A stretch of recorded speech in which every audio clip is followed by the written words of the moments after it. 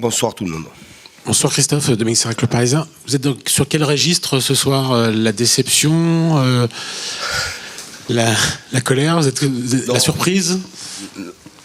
Non, pas la colère. Tout d'abord, mes premiers mots vont à mon groupe et à mon équipe qui a fait un très beau parcours, qui est venu gagner ici, même si beaucoup de gens pouvaient penser que c'était simple de venir gagner ici parce que la Juve était affaiblie. On a eu un match difficile, la Juve nous a rendu un match difficile, mais on a rendu un match aussi difficile à la Juve. C'est une grande performance de l'avoir remporté ici. On les a battus 2 fois dans les poules. Mes joueurs ont fait, je le répète encore une fois, une bonne phase de poule. Après, évidemment qu'on connaissait le règlement et qu'il y avait cette éventualité, et je ne sais pas si c'est déjà arrivé, donc je ne me suis pas renseigné, mais vous allez le faire, peut-être que vous le savez, je ne sais pas si c'est déjà arrivé, en Champions League, de perdre une place comme ça sur finalement, non pas un goal average, mais sur le nombre de buts marqués à l'extérieur. Jusqu'à la 90e, on était premier. À la 92e, on se retrouve second. Bravo au Benfica. Voilà, ils ont fait aussi une grande performance. On est, je crois, les 2 seules équipes pour l'instant en Europe à ne pas avoir perdu. Et on va attendre sereinement, tranquillement, le tirage, parce que voilà, mes joueurs ont fait le travail, ont été très sérieux dans cette compétition.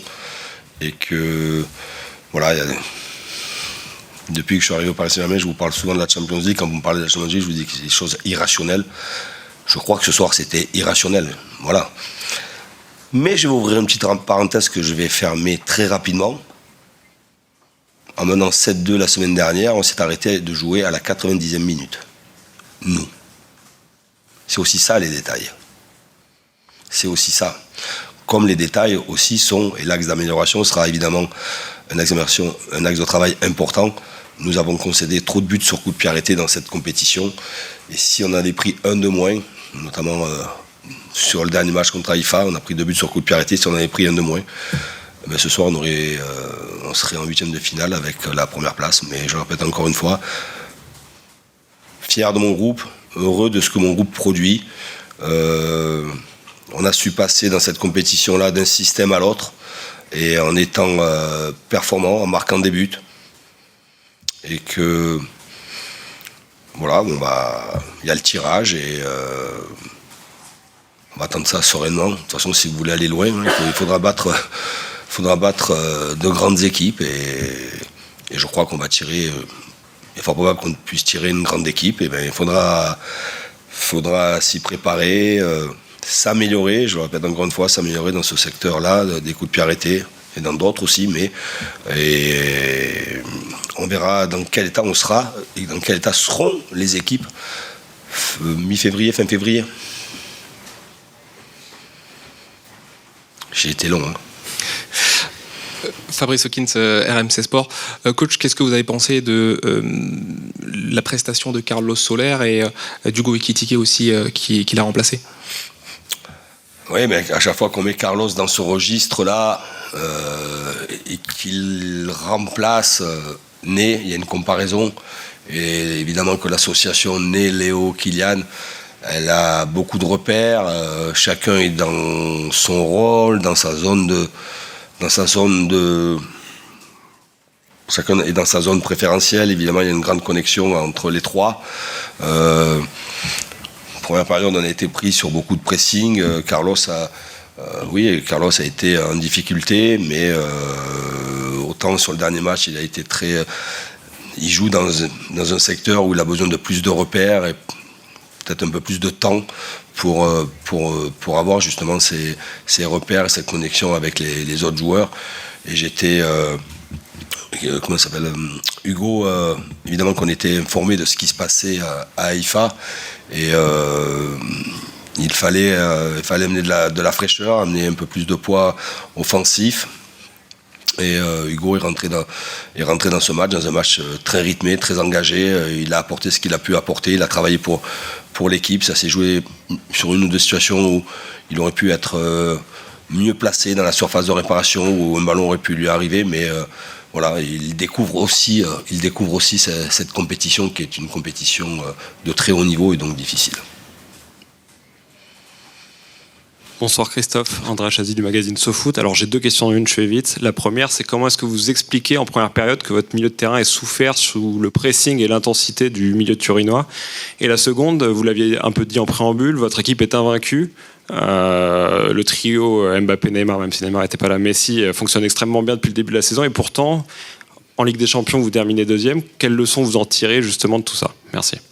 Sur la première partie de la question, on a manqué beaucoup de mobilité à l'intérieur du jeu. On a eu un changement très rapide avec Fabian.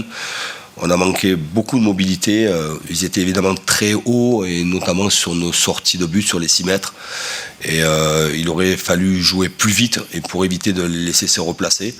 On mettait trop de temps quand le ballon était en sortie de but. On mettait trop de temps, finalement ça les a favorisés. Et il a fallu qu'on joue long, mais voilà, on n'a pas devant des points de fixation. Encore plus quand Fabian est sorti, qui lui est un point de fixation très haut. Et on a manqué beaucoup de mobilité sur la première période. Sur le fait de finir second, je vais vous renvoyer la question. Si on vous avait dit qu'on allait l'emporter aujourd'hui 2-1 à la Juve, vous pensiez qu'on allait finir second? Voilà, il y avait peu de probabilités, mais je le répète encore une fois, ce sont aussi les détails de la Champions League. Et notamment, je le répète encore une fois, on a pris un but sur coup de pied arrêté contre la Juve, on a pris un penalty qu'on aurait pu éviter contre Benfica, et on a pris 2 buts sur coup de pied arrêté contre Haïfa. Donc à partir de ce moment-là, c'est un des axes d'amélioration sur lequel nous allons beaucoup travailler. Déjà qu'on travaille, on a travaillé ces derniers jours, mais voilà, c'est un axe d'amélioration. Bonsoir coach, Giovanni Castaldi, la chaîne L'Équipe.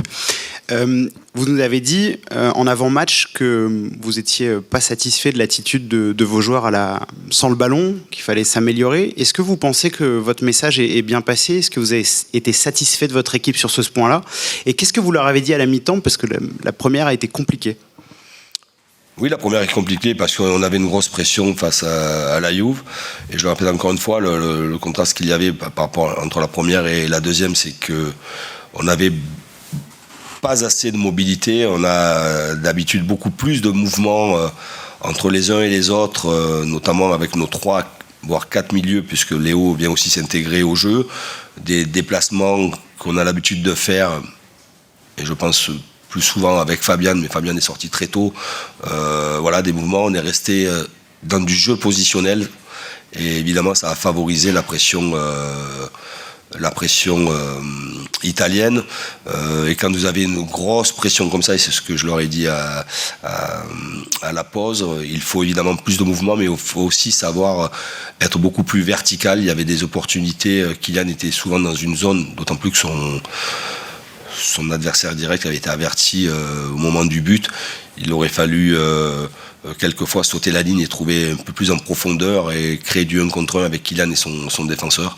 Voilà ce que j'ai pu leur dire à la pause, mais aussi voilà, je répète encore une fois, d'être beaucoup plus en mouvement, et il me semble qu'il y en a eu beaucoup plus en deuxième période.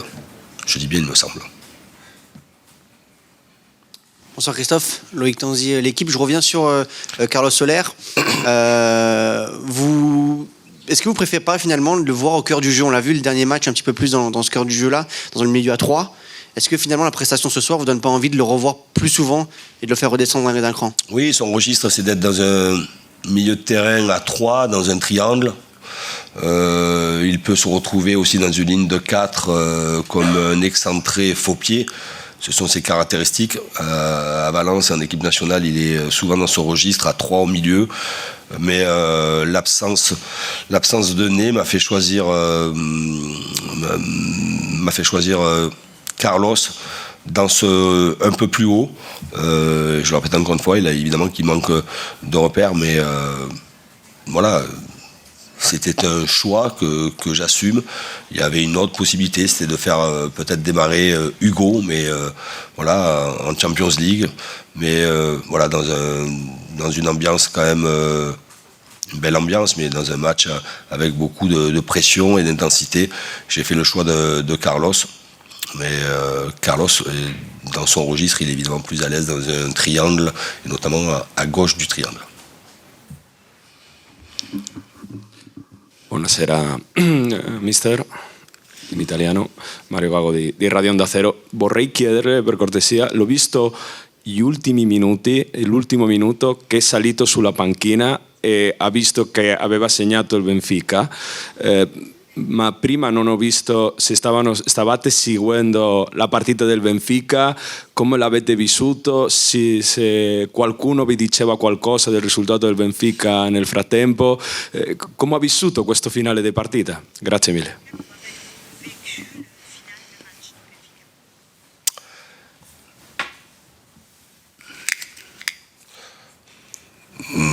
C'était votre impression, mais évidemment que j'étais informé de tout ce qui se passait à Haïfa.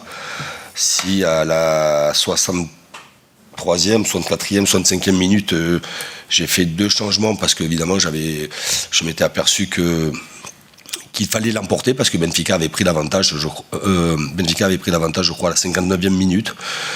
Donc évidemment que j'étais informé par mon staff et j'ai été informé aussi qu'à la 90e minute, il y avait 5-1. Mais à 5-1, nous étions premiers. On n'aurait pas pu... à un certain moment, à 2-3 minutes de la fin, il est très difficile de tout bouleverser. Les joueurs sur le terrain pensent qu'ils finissent premiers.